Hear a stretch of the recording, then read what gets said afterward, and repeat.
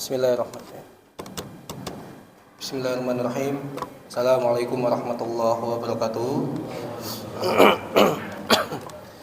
Alhamdulillahi wa kafa wa salatu wa salamu ala rasulillahil mujtaba sayyidina wa habibina wa syafi'ina wa maulana Muhammadinil Mustafa wa ala alihi wa sahbihi wa man wafa. Asyhadu an la ilaha illallah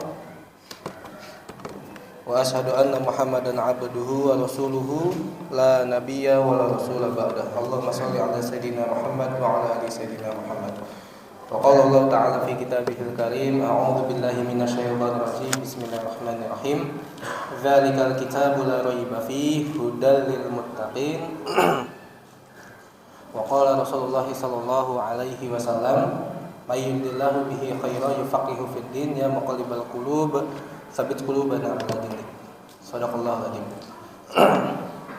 Pertama-tama mari kita panjatkan puji serta syukur kita kehadirat Allah Subhanahu wa taala.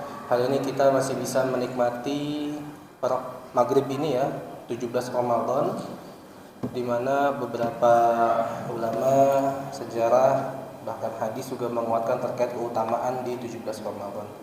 Dan tak lupa kita juga bersalawat kepada Nabi Allah Muhammad sallallahu alaihi wasallam. Semoga kita istiqomah terus di jalan agama ini sampai nanti kita bertemu dengan beliau di jannahnya Allah. Amin ya rabbal alamin. Sebelum mulai, mari sama-sama kita berdoa, lafadzkan suratul Al-Fatihah. Semoga keutamaan ini tersampaikan kepada kita jamaah tarawih di Masjid Al-Hidayah dan sekitarnya, dan tersampaikan pula kepada saudara, keluarga, ayah, kakek, nenek, ibu, handai tolan ataupun teman kerabat yang telah mendahului kita bertemu dengan Allah. Semoga Allah jadikan kuburan sebagai taman di antara taman-taman surga. Al-Fatihah. A'udzubillahi minasyaitonir rajim. Bismillahirrahmanirrahim. Alhamdulillahirabbil alamin arrahmanirrahim maliki yaumiddin. Iyyaka na'budu wa iyyaka nasta'in ihdinas siratal mustaqim siratal ladzina an'amta 'alaihim ghairil maghdubi 'alaihim waladdallin. Baik, Bapak-bapak, ibu-ibu yang dirahmati oleh Allah Subhanahu wa taala, para guru-guru, para kiai, para stakeholder hari ini yang hadir juga di Masjid Al-Hidayah. Khusus buat malam ini, teman-teman dari panitia ataupun dari pengurus masjid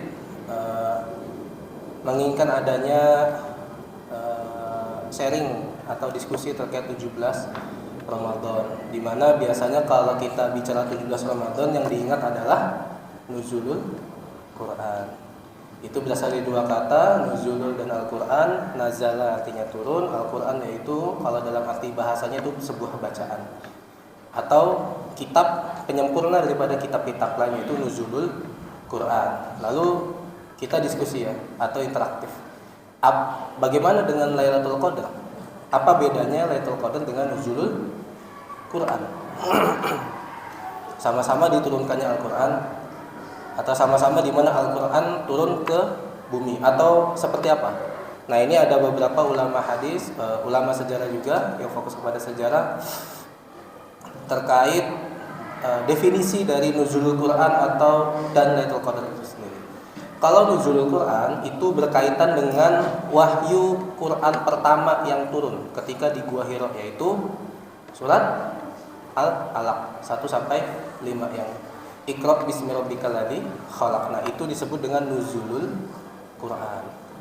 Lalu bagaimana dengan Lailatul Qadar? Lailatul Qadar ini itu di rak belakang itu ada dari Ibnu Katsir tafsir terkait ayat Quran, bahkan terkait penciptaan makhluk yang diciptakan oleh Allah. Salah satunya menjelaskan terkait Al-Quran itu sendiri. Di situ dijelaskan di Lailatul Qadar itu sama diturunkannya Al-Quran, cuma langsung. Nah, di sini ada beberapa pendapat Bapak dan Ibu terkait Al-Quran. Ada beberapa ustadz itu yang menyampaikan Al-Quran itu langsung turun, brak semuanya ke bumi. Ada juga yang pakai 2 tahap. Dari Lauhul Mahfuz ke langit dunia, dari langit dunia ke Rasulullah. Ada juga yang nggak bertahap, turun. Jadi ada 3 teori yang hari ini disampaikan oleh para ulama. Lalu bagaimana kita menyikapinya? Silahkan dipahami sesuai dengan keyakinan, tidak saling menyalahkan. Kalau ditanya pendapat pribadi, saya mengambil dari teori yang diturunkannya 2 kali. Mengapa demikian? Karena kita nanti melihat di surat Ali Imran itu ada rumusnya. Bismillahirrahmanirrahim. Di ayat ketiganya, nazzala 'alaikal kitaba bil haqqi musaddiqan lima baina yadayhi wa anzalat taurata wal injil. Di sini kalimatnya jadi gini. Pernah saya dengar sebuah kajian dari Ustadz Adi Hidayat. Salah satu makna tasdid yang biasa kita baca tasdid ya, ditahan, double gitu. Itu artinya adalah adanya tahapan-tahapan atau berangsur-angsur. Jadi kalau nanti kita baca ada sebuah kata kerja lalu dikasih tasdid, itu tandanya kata kerjanya itu nggak langsung, tapi berangsur-angsur untuk bertahap. Nah itu dalam kaidah bahasa Arab. Nah di ayat ketiga ini lengkap dijelasin langsung semuanya. Nazzala 'alaikal kitab. Di sini disebut kitab tapi pakai alif lam. Kalau di Quran ada tulisan kitab tapi pakai alif lam atau dibaca Alkitab, seperti di ayat kedua Al-Baqarah tadi juga dibacakan oleh Haji Kohar juga, dzalikal kitabul la raiba fihi hudal lil muttaqin. Dzalikal kitab. Kalau dibaca Alkitab itu merujuknya kepada Al-Qur'an. Nah, cuma ini kadang kita kalau dengar kata Alkitab yang dibayangkan dari ini ya, dari agama lain ya. Sedangkan kalau di Al-Qur'an, kalau kitabun itu kitab doang, tapi kalau ada alif lam itu merujuk pada sesuatu yang spesifik. Masjid umum, al masjid, masjid yang itu. Nah itu dalam bahasa Arab tuh gitu. Jadi kalau ada alnya itu menjadi hal yang sangat penting. Seperti itu. Lalu di sini disampaikan nazzala 'alaikal kitab. Nazzala, ingat tadi nuzulul Quran dari dua kata. Nazala dan Quran. Nazala itu artinya turun. Nah, di sini zainnya itu pakai tasdid. Nazala, tandanya turunnya berangsur-angsur. Sedangkan di kalimat berikutnya wa anzalat taurata wal injil. Di sini kalimatnya nazalanya enggak pakai tasdid tapi wa anzala. Jadi zainnya itu enggak pakai tasdid. Jadi di sini disampaikan informasi penting bahwasannya Al-Quran itu ada fase di mana dia tuh diturunkannya satu-satu sesuai dengan kebutuhan atau sesuai dengan sirah nabinya. Makanya nanti kalau kita baca sirah nabawiyah, kita akan melihat Al-Alaq diturunkannya pertama, tapi kenapa nggak ditaruh di Al-Baqarah gitu? Kenapa Al-Alaq? Bahkan ayat terakhir itu yang diturunkan itu adalah salah satunya idza jaa nasrullahi wal fath. Tapi kenapa yang terakhir adalah An-Nas? Nanti terus gimana? Apakah Quran ini dirunutkannya kapan? Kayak gitu. Nah, ini sebenarnya yang sering dapat pertanyaan ya. Sebenarnya Quran itu runutnya dari kapan sih? Dan siapa yang runutin? Jadi sebenarnya Quran itu turun sudah runut. Disampaikan di surat Al-Qadr. Inna anzalnahu fi lailatil. Nah, di sini kalimatnya anzalna, enggak pakai tasdid. Sama kayak tadi kan? Wa anzalna. Jadi kalau enggak pakai tasdid itu turunnya langsung. Nah, di surat Al-Qadr ini, Bapak dan Ibu, mau dikasih tahu, mau disampaikan bahwa di Lailatul Qadar itu Al-Qur'an itu turunnya langsung. Langsung 30 juz sudah rapih.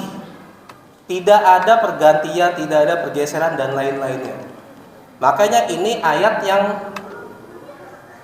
menjawab. Dahulu ada seorang Quraisy atau yang tidak suka dengan Nabi Muhammad mengatakan Quran itu buatannya Muhammad.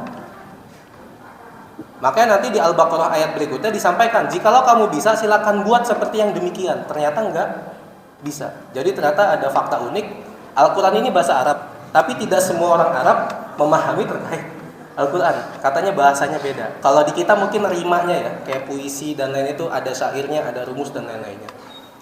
Balik lagi terkait dua tahap di mana di Al-Qadar ini disampaikan inna anzalnahu fi lailatul qadar. Jadi ternyata di malam Lailatul Qadar ini Allah turunkan dari Lauhul Mahfuz menuju langit dunia Al-Qur'an full sempurna 30 juz.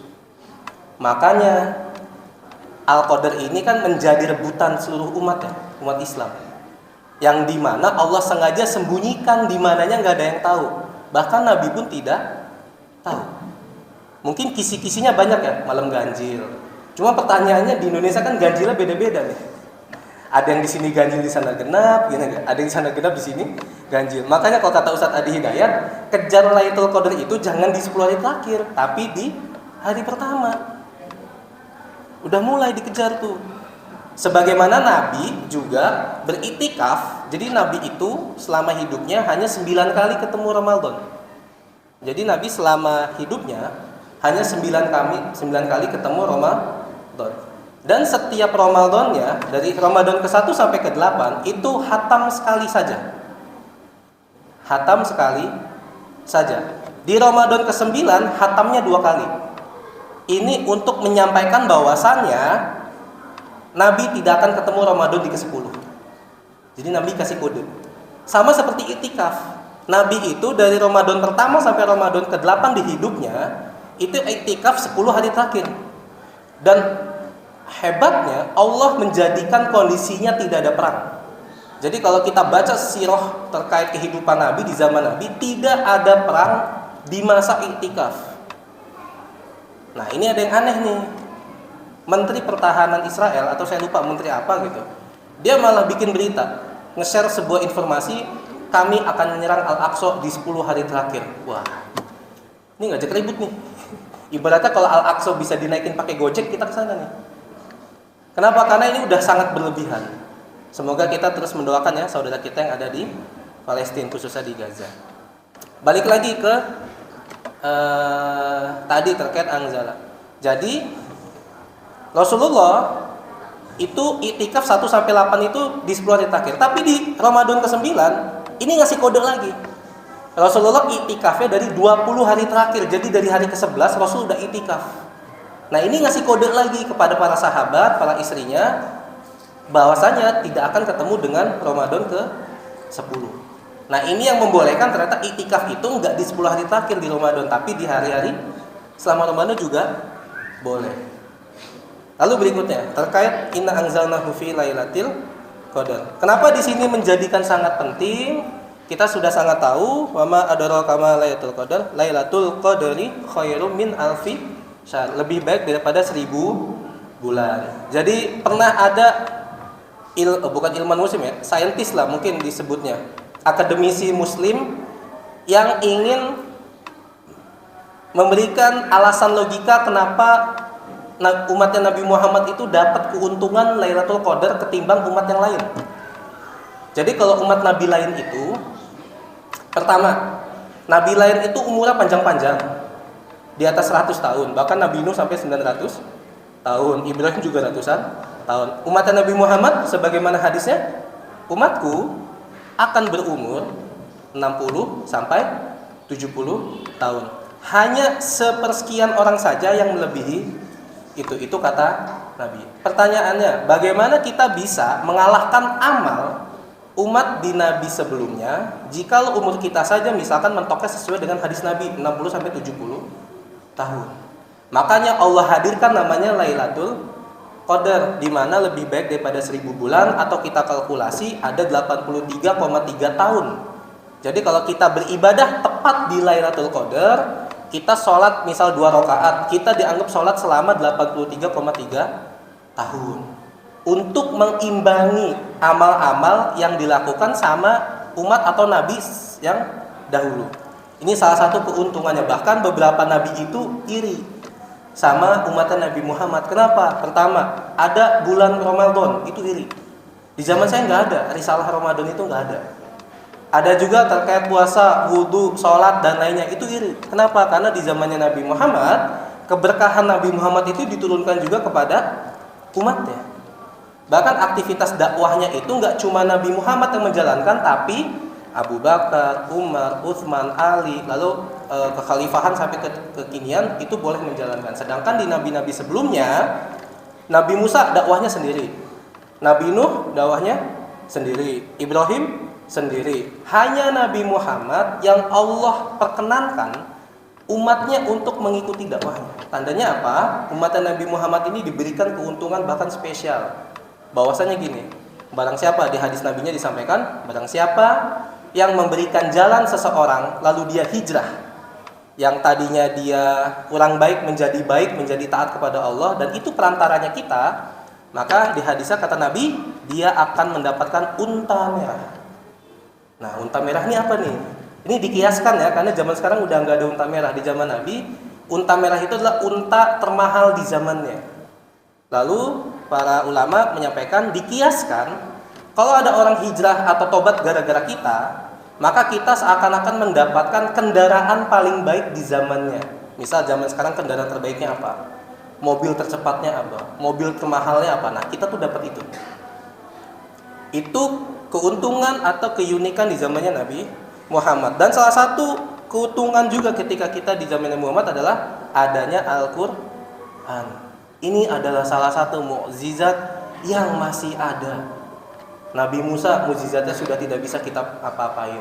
Sulaiman yang katanya keren, mantep dan lain-lainnya, kita udah nggak bisa ngapa-ngapain. Ibrahim nggak bisa juga. Kita mau dibakar lalu kita doa sebagaimana Ibrahim juga kita tetap kebakar.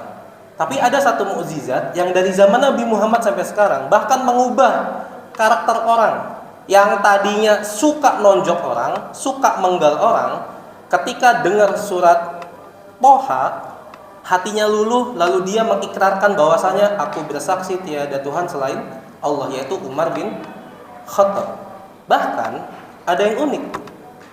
Al-Baqarah ayat kedua. Dzalikal kitabul la raiba fihi hudal lil muttaqin, artinya tidak ada keraguan di kitab ini atau di Al-Qur'an. Saya pernah ditantang sama dosen, cari satu buku yang berani nulis tidak ada keraguan di buku ini. Saya mikir-mikir, iya juga ya. Kebanyakan semua buku pasti ada kalimatnya kritik dan saran di ujungnya tuh. Atau revisi, minimal revisi. Revisi 1, revisi 2, revisi 3. Tapi ada satu kitab, sebelum masuk ke ayat-ayat lainnya, di awal banget dia mengatakan tidak ada keraguan di kitab ini, yaitu Al-Qur'an. Makanya kalau kita hari ini masih ragu dengan Al-Qur'an, nah kita balik lagi ke ayat yang ini. Kenapa? Walaupun nanti nih, kaidah kita membaca Al-Quran adalah mengimani. Apapun yang kita baca, walaupun artinya tidak sesuai dengan nalar kita, yang kita lakukan kaidah utama pertamanya adalah mengimani. Itu dulu. Sebagaimana contoh Isra Mi'raj, surat Al-Isra ayat pertama, di mana kita melihat ada Nabi Muhammad SAW diperjalankan di sebuah malam dari Mekah ke Palestina, naik ke Sidratul Muntaha, balik lagi dalam waktu 1 malam. Secara logika dasar itu nggak mungkin. Tapi kita sebagai umat Islam, kita tidak perlu menjawab itu dengan logika, tapi jawaban kita adalah iya, saya percaya.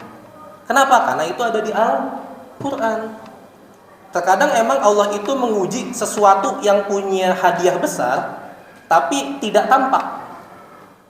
Contoh lagi, sholat 2 rakaat sebelum subuh itu ternyata lebih baik daripada bumi dan isinya. Isinya bumi itu apa? Ada emas, ada batu bara, ada minyak bumi, ada kendaraan-kendaraan mewah, ada uang. Nah, Allah minta 2 rakaat sebelum subuh, niatnya lillahi ta'ala, sesuai tuntunan Nabi, itu kita dapat itu semuanya. Tapi karena nggak tampak di mata, kadang kita tidak semangat. Coba besok Pengurus DKM Al-Hidayah bilang, siapa yang sholat 2 rakaat sebelum subuh di saf pertama, kita siapin amplop isinya 500.000. Itu saya yakin datangnya bukan jam 3, nginep di belakang, nginep siap-siap. Kenapa? Karena tampak. Nah, ini bedanya iman sama ilmu. Kalau iman itu tidak bisa diraba dengan panca indera, itu iman. Karena kalau iman itu pakai panca indera, kita akan bertanya Allah itu seperti apa? Jibril tuh kayak gimana? Masa ada satu makhluk yang sayapnya ketika dikepakan itu timur dan barat ketutup? Nggak mungkin.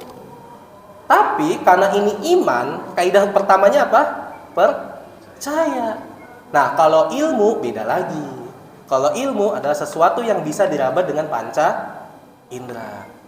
Nah, ini di Al-Quran semua sudah dijelaskan bahwa bahkan ada beberapa kaidah ilmu yang didapetin dari Al-Quran. Contoh di surat Ar-Rahman, di situ disampaikan akan ada 2 lautan yang tidak bisa menyatu. Mungkin pernah dengar bapak-bapak dan ibu-ibu ya. Jadi ada 2 lautan itu nggak bisa nyatu, yang satu warna biru, yang satu warna coklat. Bahkan ikannya aja kalau melewati batas itu dia balik lagi. Jadi yang satu ini tawar, yang satu asin. Setelah diteliti sama orang Prancis, dia akhirnya balik ke kotanya, ditanya, saya menemukan sebuah fenomena yang sangat unik. Ada sebuah lautan yang tidak bisa menyatu. Tiba-tiba ada ilmuwan muslim datang. Ini sebagaimana yang sudah dituliskan di Al-Quran, di surat Ar-Rahman. Terus dia nggak percaya, mana buktinya? Lalu disampaikan, Al-Quran ini sudah ada 14 abad sebelumnya. Setelah itu dia masuk Islam. Dan banyak banget ilmuwan muslim itu yang dia itu masuk Islam gegara dia meneliti apa yang ada di Al-Quran. Jadi Al-Quran ini unik Pak, Bu. Kita nggak ngerti artinya, tapi hati kita jadi bersih. Kita yang baca, yang dapat hadiah yang sebelah, itu bisa. Bahkan kalau kita lagi malas Pak, Bu. Nih misalnya ada Ustadz, siapa ya? Ustadz Idris tolong baca Quran dong. Saya di sebelahnya mau nyimak. Hadisnya apa? Apa yang dibaca sama Ustadz Idris, kita juga dapat pahalanya. Tapi nggak semuanya, karena Pak Idris ada pahala keletihan dalam membaca. Nah kita cuma dengerin kan nggak capek kan, tapi pahalanya tetap dapat. Bahkan melembutkan hati itu dengan cara baca Al-Quran. Jadi Bapak dan Ibu, sebagaimana penutup ya, sebagaimana Aisyah menjawab pertanyaan seorang sahabat, ya Aisyah, bagaimana akhlak Rasulullah? Kata Aisyah, agak sedikit marah, kalau di hadisnya tuh agak sedikit naik. Tidakkah engkau kenal dengan Rasulullah? Begitu. Sahabatnya agak kaget kan? Kenapa? Karena ini sahabat udah sering ketemu Nabi, tapi kok pertanyaannya dasar gitu. Bagaimana akhlak Nabi? Lalu Aisyah agak naik, tidakkah kau mengenal Rasulullah? Akhlak Rasulullah adalah Al-Quran yang berjalan. Bahkan nanti dikuatkan di hadis Nabi juga disampaikan, barang siapa yang di hatinya tidak ada hafalan Quran atau tidak sering baca Quran, itu sebagaimana rumah kosong. Rumah kosong itu kayak gimana Bapak Ibu? Jangankan masuk, lihat aja nggak mau. Tapi kalau kita ngelihat ada orang nih, dipandang wajahnya sejuk, diajak ngobrol enak, nggak nakutin, walaupun misal kita punya utang sama dia nih ya, tapi ngenakin gitu loh, nggak nyusahin dan lainnya, itu bisa jadi dia itu habis interaksi sama Quran atau di hatinya adalah Quran. Makanya kalau kita ingin enak disikapi positif oleh orang lain, maka hadirkan Al-Quran di hati kita. Tidak perlu banyak, yang penting kualitasnya. Baca walaupun cuma satu ayat, karena makna ayat itu adalah mendekatkan diri kepada Allah. Walau alam bisawab Bapak dan Ibu, semoga di momen nuzulul Quran ini kita bisa merayakannya, kita bisa memeriahkannya dengan bahagia, dengan kembali membaca Al-Quran. Tidak perlu dari juz 1, kalau belum kuat nggak apa-apa juz 30 dulu. Pokoknya kerjakan sesuai semampunya. Jadi nggak usah diikut-ikutin temennya yang udah juz berapa, udah hatam berapa kali. Nikmatin, terbata-bata nggak apa-apa, pahalanya 2. Yang udah lancar ditemenin sama malaikat. Semoga kita bisa masuk surga melalui pintu penghafal Quran, dan semoga kita bisa dikumpulkan lagi dengan Nabi Muhammad dengan syafaat Qurannya, dan kita bisa berinteraksi lagi ya di jannahnya Allah dengan hati yang gembira, dan semoga kita bisa berkumpul lagi di jannahnya Allah. Wallahu a'lam bishawab. Terima kasih, sekian dari saya. Assalamualaikum warahmatullahi wabarakatuh.